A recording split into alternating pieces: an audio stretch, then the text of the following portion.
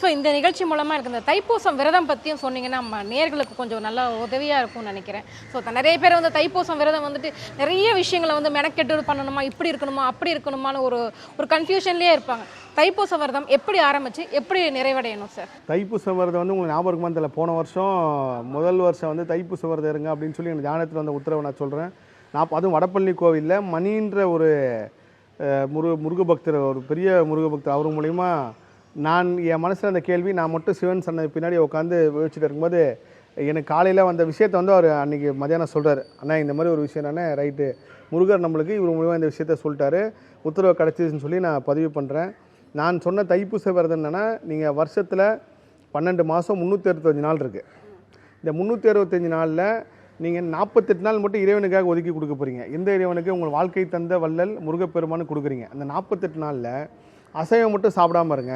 நீங்கள் மற்ற நாளில் சாப்பிடுங்க, சாப்பிடாமல் இருங்க, அதெல்லாம் ஒரு இந்த உணவை தான் சாப்பிட்ணும், இந்த உணவை தான் சாப்பிடக்கூடாது நான் எதுலையுமே சொல்லவும் இல்லை, சொல்லவும் கூடாது. இப்போ வரைக்கும் அதை வந்து நான் இந்த கர்மாராய்ச்சியில் உணர்ந்துருக்கேன். இன்றைக்கி நம்ம வந்து பைரவரை வழிபடுறோம், பைரவர் வாகனத்தை வழிபடுறோம். இதே நாகாலாந்தில் வந்து நாய் தான் உணவாக இருக்குது. அதனால் ஒவ்வொரு வாழ்க்கை சூழ்நிலை காலம் நேரத்தை பொறுத்து இருக்குது எல்லா இடத்துலையும். அதனால் இந்த உணவு விஷயத்துக்குள்ள நான் போகல. ஆனால் 48 நாள் நீங்கள் ரொம்ப ரொம்ப விரும்பி சாப்பிட்ற அசைவத்தை முருகப்பெருமானுக்காக விட்டு ஒதுக்கி இருந்தீங்கன்னா ஒன்று இழக்கிறப்போ ஒன்று உங்களுக்கு கிடைக்குன்னு சொல்லுவாங்கல்ல. நீங்கள் மனசை கட்டுப்படுத்தினாலே உங்களுக்கு எல்லாமே வசமாயிடும். அப்போது நீங்கள் உங்களை கண்ட்ரோலாக வச்சு நீங்கள் 40 நாள் அசைவம் சாப்பிட வேறு எதுவுமே நீங்கள் பண்ணுறீங்களோ இல்லை ஷேவ் பண்ணுங்கள், செருப்பு போட்டுங்க, மாலை போடுங்கன்னா எதுவுமே சொல்லவே இல்லை. இதெல்லாம் அப்படி பண்ண, ஏன்னா நீங்கள் சபரிமலைக்கு விரதம் இருக்கிறது வேறு, அது ரொம்ப கடுமையான ஒரு விரதம், அது எல்லாராலையும் இருக்க முடியாது. ஐயப்பன் நினச்சா மட்டும்தான் அந்த மலையே ஏற முடியும்.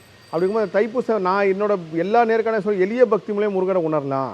அவர் பேசும் தெய்வம், குழந்தை தெய்வம். நீங்கள் வந்து ஒரு குழந்தைய கொஞ்சலாமல் முருகப்பெருமானை கொஞ்சலாம். அவரை கொஞ்சறதுக்கு நீங்கள் வந்து 48 நாளில் வந்து மாதவிடாய் காலத்தில் எப்படிலாம் வழிபடக்கூடாதுன்னு சொல்லி நிறைய பெண் முருக பக்தியில் கேட்குறப்ப, ஏங்க அவர் உங்கள் குழந்தைங்க, உங்கள் பையனை போய் நீங்கள் தூக்காமல் இருப்பீங்களா? நம்ம வீட்டுக்கு குழந்தை. அப்படி இருக்கும்போது 40 நாள் அசைவம் மட்டும் சாப்பிடாமல் இருங்க. டிசம்பர் 15ஆம் தேதி ஆரம்பித்து பிப்ரவரி 1ஆம் தேதிக்கு விரதம் இருங்க. கரெக்டாக ஜனவரி 31 48 நாள் முடிஞ்சிருது.